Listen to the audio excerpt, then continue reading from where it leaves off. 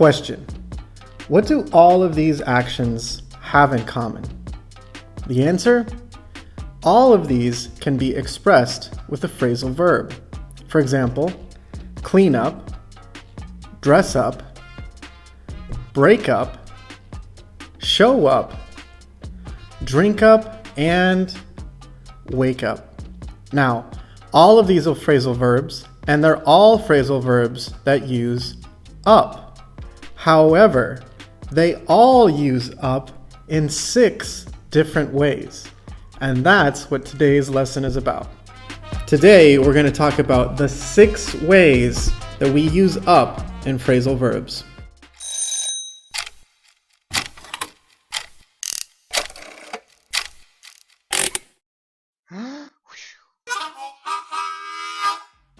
Now, to start today's lesson, guys, let's just review what is a phrasal verb.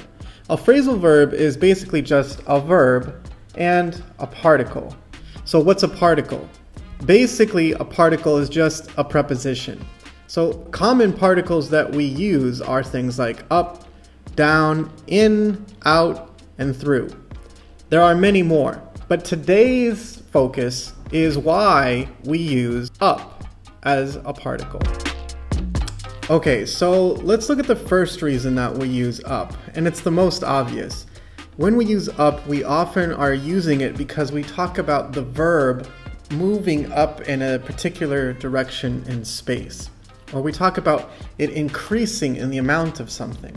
So if I were to pour the water into the glass, you can see that the quantity of the water is moving up and the amount of the water is increasing.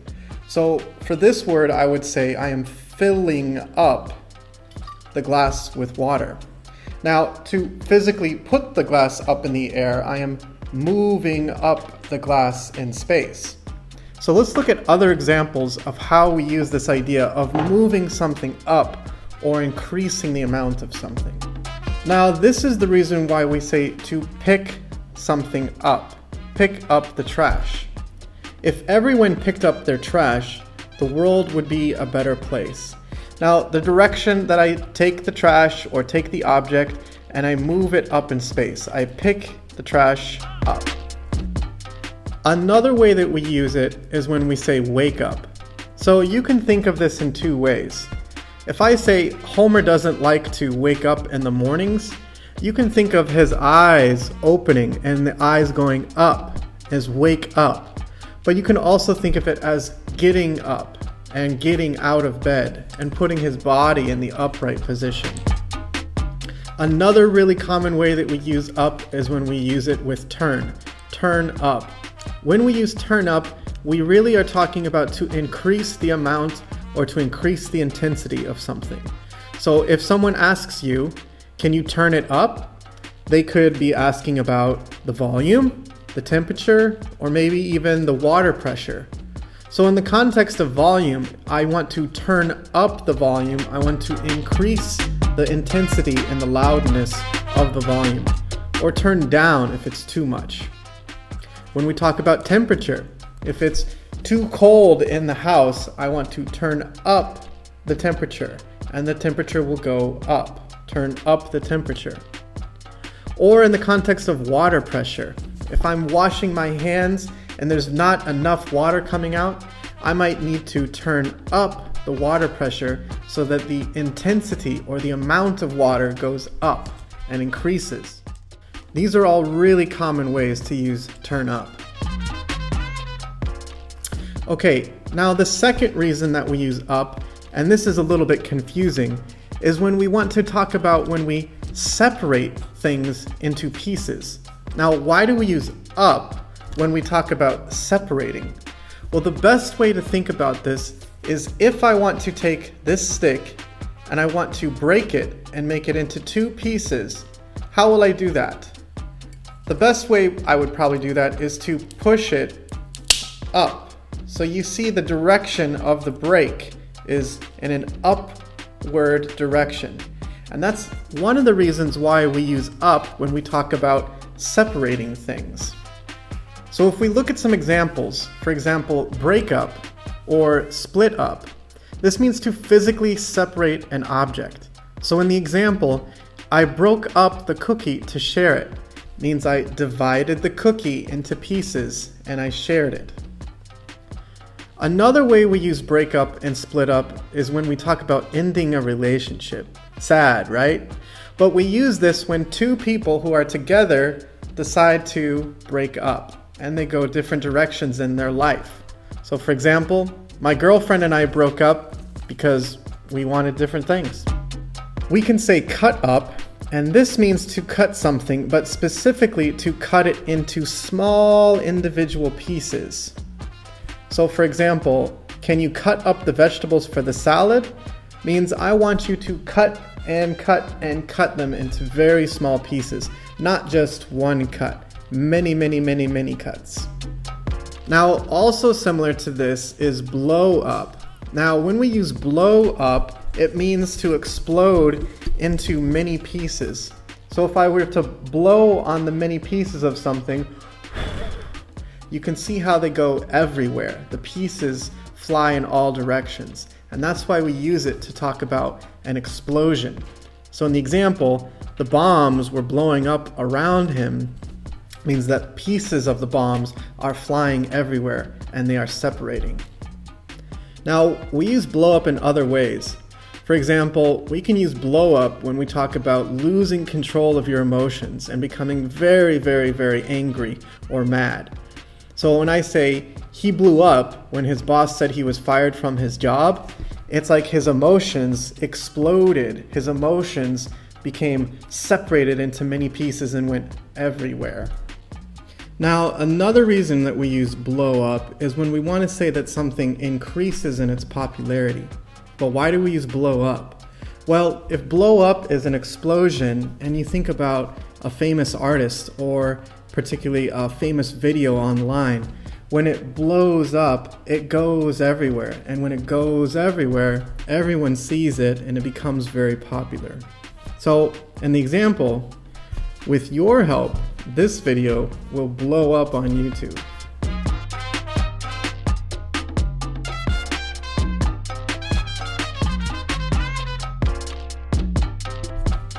Okay, now the third reason that we use up in a phrasal verb is when we want to talk about that we do the verb until completion. So up in a phrasal verb often means to finish something and also to do that verb until the end. So let's look at some examples. In the phrasal verb use up, this means to use until there is no more. So in the example, he used up all the toilet paper during quarantine. Uh-oh, better go get some more. Or drink up, this means to drink until no more. So in the example, someone drank up all the milk and put it back in the fridge. I hate it when people do that. Or eat up, to eat until no more. My mom always told me, make sure you eat up all your vegetables. Or end up, and in this case it means the final result or the final decision of how things end. So oftentimes we use it like this. After a life of crime, he ended up in prison. So the final result of all of his actions, he ended up in that situation. Okay, now the fourth way that we use up is when we want to talk about when we make something correct or when we prepare something. Now, why do we use up for this? Well, if you can see this glass, if I hold the glass like this, is this the correct way that I would use a glass? No, definitely not. So this is when it is facing down, and when I face it up, now this is the correct way for the glass to be, and it is now prepared for me to use it when I fill it with water. So a lot of ways that we use up is to say that we improve something or that we are using it to get ready for something. So let's look at some examples.